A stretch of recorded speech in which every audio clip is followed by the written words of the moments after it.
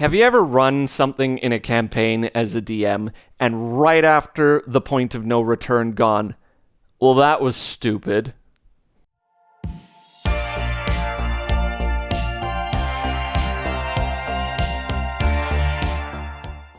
Hi everyone, I'm Ryan Lang. I'm one of the members here at Twilight Enigma, and I am here to tell you how I screwed up Rime of the Frost Maiden 3 separate times. The third time, the second after it was too late, I went, oh, that's how the book intended it.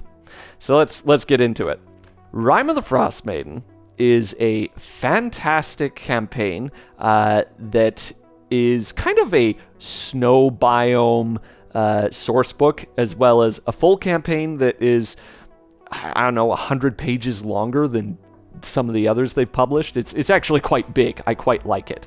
But I'm going to talk about some spoilers and how not to make the same DMing mistakes that I did, which I feel very silly about. But I'm pretty sure that Wizards of the Coast wrote it a little funny. And according to Reddit, there's a lot of people who made the same mistake I did. So spoilers abound. If you don't want spoilers, don't watch this. Level 1. Your characters are approached by this dwarven lady, and she says, hey, there's murders going on in these 10 towns, and I need you to do something about it because I'm too old. And your characters go, oh yeah, okay, we'll help you. Gold? Sweet. We put our lives at risk for a little bit of gold? Sure, that's what D&D players do, right? Another day's work. But then, as the DM, you turn to page 23 in the book, and you take one look at this Sephic Caltro character and go, oh mama, this guy's gonna TPK my entire party. And it's presented in a way that I felt you're supposed to go and take out this guy as your first adventure in the campaign. Boy, was I wrong. Sephic Caltro, I realized this after almost killing my party for a third time in the row of my third time running this campaign. He's meant to be a mini-boss. He's presented as the level 1 adventure, but only you're supposed to talk about him at level 1. Here's what you're supposed to do. You have this dwarven lady talk about him and say, hey, look for hints of where he is. And then your characters begin to crawl amongst 10 towns and try to find him. And what I thought was a weakness to Rime of the Frost Maiden, which was that the characters have no real reason to explore 10 towns after Sephic is killed.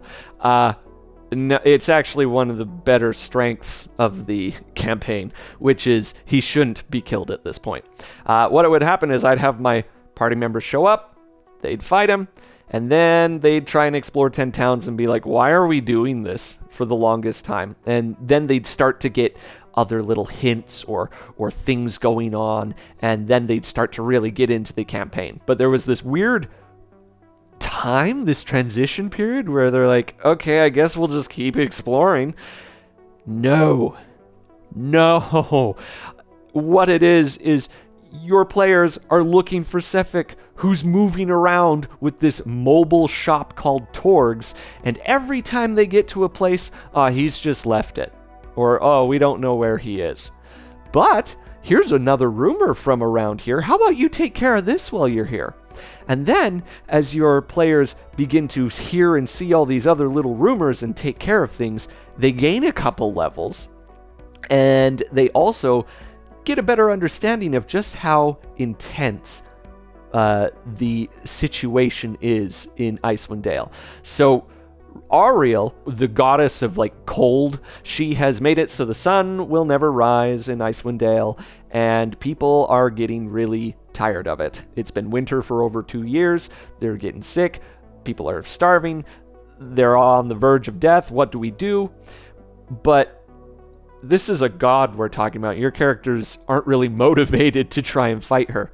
But when they start to see all the things going on in 10 towns, it increases their motivation. And they have a reason now to go to 10 towns because they're looking for this murderer. And then, once they've gained a few levels, they've got all these motivations to continue on in the campaign, that's when you have a showdown with Sephic Caltro, and where they find out that he is working for the Frost Maiden, Auriel, and he plans on continuing to murder people, and they decide, I need to take him down, and they're able to do it. And then they have more motivation to continue on, because they go, holy cow, if Auriel's producing these kind of people, we need to stop her.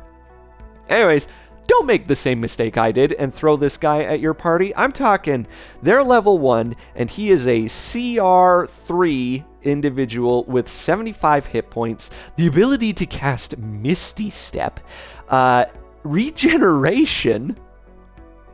They can hardly do enough damage at level 1, and multi-attack. He attacks twice with swords that do a lot of damage. I'm talking 7 slashing, or 8 slashing if he uses it with 2 hands, plus 5 cold damage on average. We're talking 12 to 13 damage to a level 1 character. On 1 hit. He attacks twice, remember. So, yeah. He's a mini-boss. Rime of the Frost Maiden's fantastic. If you find that you have other questions about this campaign, I'd be happy to go over them. There's so many things, like how do I run 10 towns effectively? Do I need to know every part of the book or not? And you know what? There's answers to all those questions. I would say you don't have to know every single chapter of this book to start. When I ran it the first time, I only read about all 10 towns, and your players spend enough time in 10 towns, you have lots of time to read the rest of the book. So if you get it, you can jump right in once you've got that section read. Yeah. If you have any questions about Rime of the Frost Maiden, please put them in the comments section. I would be happy to answer any of them, because I've run it quite a few times now, and I've had a few epiphanies. Maybe you're wondering, well, maybe I don't want answers from this guy if something that was so obvious to you was not obvious to me, but there's plenty more in this book I can answer. But it's a fantastic campaign. I love it. I think everyone should run it. It is a little dark, so maybe it's not for everybody. Pun not intended with the whole sun not rising thing. But yeah, take a look at it. And shoot any questions my way. Like and subscribe if you like the content we're creating. And remember, if your party decides that he's too easy to fight after they've gained a few levels, throw an eldritch monster at them and make them regret everything they've ever done. Anyways, thanks, and we'll see you next time on Twilight Enigma.